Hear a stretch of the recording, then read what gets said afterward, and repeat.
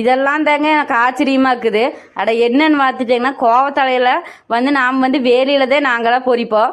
இப்போல்லாம் பார்த்தீங்கன்னா வீட்டில் வந்து கொடியில் பந்தல் போட்டு விட்றது என்ன, அதே கோவக்காய் விற்கிறது என்ன, இதெல்லாம் எனக்கு ரொம்ப ஆச்சரியமா இருக்குது. மார்க்கெட்டுக்கெல்லாம் அதை கொண்டு வர்றாங்க. எனக்கு ஒரே ஆச்சரியமாக போச்சு. இன்னைக்கு காட்டில் என்ன வேலைன்னு பார்த்துட்டிங்கன்னா தண்ணி விடுற வேலை, அதுக்கப்புறம் பார்த்தீங்கன்னா வந்து உரம் போடுற வேலை தான்.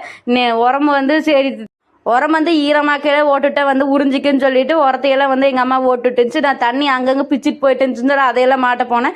சஸ்திகா செல்ல எடுத்துன்னே அவள் ஸ்டெயிலிங் பண்ணுறது என்ன, அது பண்ணுறது என்ன, அதுக்கப்புறம் அதை பிச்சுட்டு போன அவசியெல்லாம் மாட்டி விட்டுருந்தேன். அங்கே பார்த்தீங்கன்னா குட்டையாட்ட தண்ணின்ட்டுருந்துச்சு.